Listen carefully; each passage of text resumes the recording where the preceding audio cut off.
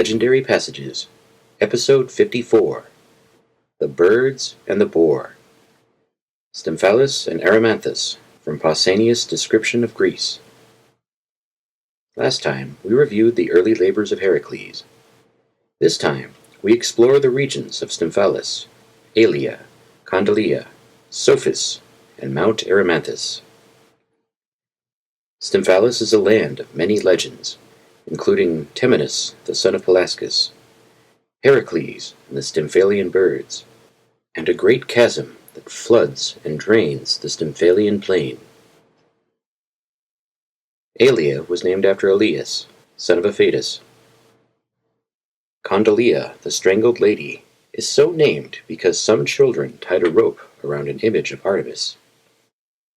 Psophis was named after a grandson of Erymanthus, or a daughter of Eryx who had relations with Heracles. Lastly, Erymanthus was descended from Aristas, Parthaon, Periphetes, and Nyctimus. In the sanctuary of Apollo, the Cumae people still claim to have the tusks of the Eyrmanthian Boar. Next time, from beginning to end, the complete Fables of Hercules. The Birds and the Boar, a legendary passage, from Pausanias' description of Greece, translated by W.H.S. Jones. Stymphalus. My narrative returns to Stymphalus, and to Gerontium, as it is called, the boundary between Stymphalus and Phineus.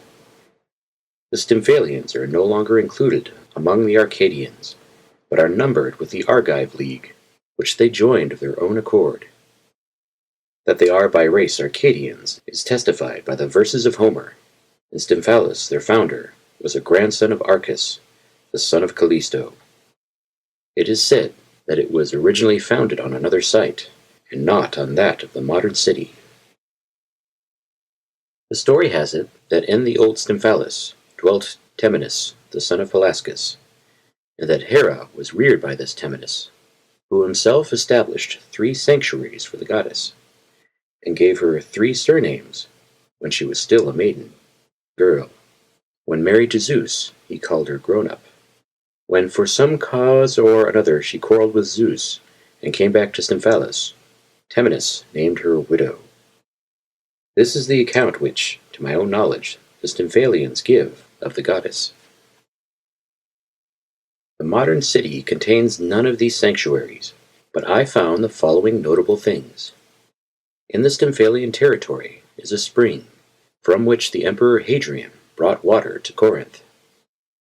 In winter, the spring makes a small lake in Stymphalus, and the river Stymphalus issues from the lake.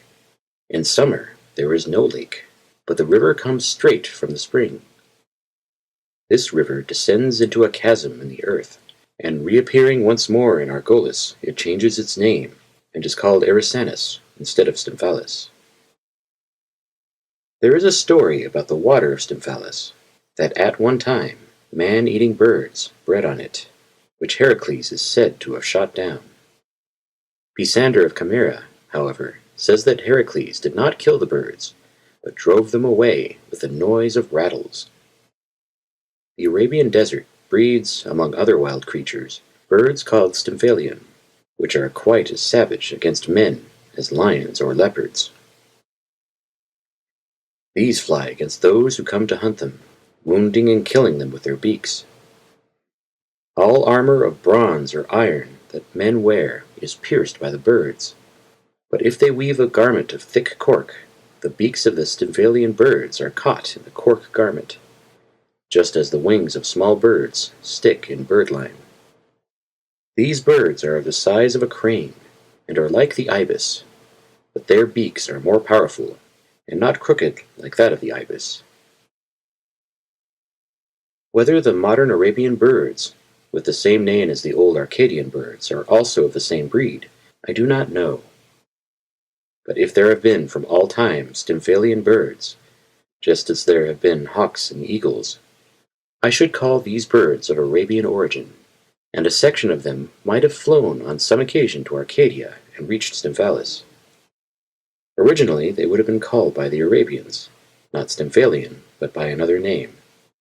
But the fame of Heracles, and the superiority of the Greeks over the foreigner, has resulted in the birds of the Arabian desert being called Stymphalian, even in modern times. In Stymphalus, there is also an old sanctuary of Stymphalian Artemis, the image being of wood, for the most part gilded. Near the roof of the temple have been carved, among other things, the Stymphalian Birds. Now, it was difficult to discern clearly whether the carving was in wood or in gypsum, but such evidence as I had led me to conclude that it was not of gypsum, but of wood. There are here also maidens of white marble, but with the legs of birds, and they stand behind the temple. Even in our own day, the following miracle is said to have occurred.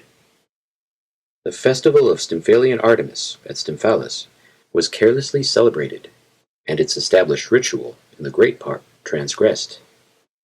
Now a log fell into the mouth of the chasm into which the river descends, and so prevented the water from draining away, and, so it is said, the plain became a lake for a distance of 400 stadies. They also say that a hunter chased a deer, which fled and plunged into the marsh, followed by the hunter, who, in the excitement of the hunt, swam after the deer. So the chasm swallowed up both the deer and her pursuer. They are said to have been followed by the water of the river, so that by the next day the whole of the water was dried up that flooded the Stymphalian plain. Hereafter they put greater zeal into the festival in honor of Artemis. Alea. After Stymphalus comes Alea, which too belongs to the Argive Federation, and its citizens point to Aleus, the son of Apheidas, as their founder. The sanctuaries of the gods here are those of Ephesian Artemis and Athena Alea, and there is a temple of Dionysus with an image. In honor of Dionysus, they celebrate every other year a festival called Skieria, and at this festival, in obedience to a response from Delphi, women are flogged, just as the Spartan lads are flogged, at the image of the Orthian goddess. In my account of Orchomenus, I explained how the straight road runs at first beside the gully, and afterwards to the left of the floodwater. On the plain of Caphiae has been made a dike of earth, which prevents the water from the Orchomenian territory from doing harm to the tilted land of Caphiae. Inside the dike flows along another stream, in size big enough to be called a river, and descending into a chasm of the earth, it rises again at Nasi, as it is called. The place where it reappears is called Rhenus, the stream having risen here. Hereafter the water forms an ever-flowing river, the Tagus. The name of the city is clearly derived from Cepheus, the son of Aleus, but its form in the Arcadian dialect, Caphiae, is the one that has survived. The inhabitants say that originally they were from Attica, but on being expelled from Athens by Aegeus, they fled to Arcadia, threw themselves on the mercy of Cepheus, and found a home in the country. The town is on the border of the plain and at the foot of some inconsiderable mountains. The Caphiadans have a sanctuary of the god Poseidon, and one of the goddess Artemis, surnamed Nacalesia. They also have a mountain called Nacalus, where every year they celebrate mysteries in honor of their Artemis. A little beyond the city is a spring, and by the spring grows a large and beautiful plane tree. They call it Menelaus, saying that the plane was planted by the spring by Menelaus, who came to the spot when he was collecting his army against Troy. Today they give the name Menelaus to the spring as well as to the plain. If I am to base my calculations on the accounts of the Greeks in fixing the relative ages of such trees as are still preserved and flourish, the oldest of them is the withy growing in the Samian sanctuary of Hera, after which come the oak and Dodona, the olive on the Acropolis, and the olive in Delos. The third place, in respect of age, the Syrians would assign to the bay tree they have in their country. Of the others, this plane tree is the oldest. Condylea. About a stady distant from Caphae is a place called Condylea, where there are a grove and a temple of Artemis, called of old Condylatis. They say that the name of the goddess was changed for the following reason. Some children, the number of whom is not recorded, while playing about the sanctuary, found a rope, and tying it round the neck of the image, said that Artemis was being strangled. The Caphaeans, detecting what the children had done, stoned them to death. When they had done this, a malady befell their women, whose babies were stillborn, until the Pythian priestess bade them bury the children, and sacrifice to them every year as a sacrifice is made to heroes, because they had been wrongly put to death. The Caphaeans still obey this oracle, and call the goddess at Condylea, as they say the oracle also bade them, the Strangled Lady, from that day to this. The road to Psophis. Going up about 7 stadies from the Caphae, you will go down to what is called Nasi. 50 stadies further on is the Ladon. You will then cross the river and reach a grove called Sauron, passing through Argethae, Lycuntes, as it is called, and Scatane. Now the road to Psophis passes by way of Sauron, which, like other Arcadian groves, breeds the following beasts: wild boars, bears, and tortoises of vast size. One could, of the last, make harps not inferior to those made from the Indian tortoise. At the end of the Sauron are the ruins of the village Pas, and a little further, what is called Sere. This Sere forms a boundary between Cletor and Psophis. Psophis, mythical history. The founder of Psophis, according to some, was Psophis, the son of Aaron, the son of Erymanthus, the son of Aristas, the son of Parthaon, the son of Periphetes, the son of Nyctimus. Others say that Psophis was the daughter of Xanthus, the son of Erymanthus, the son of Arcas.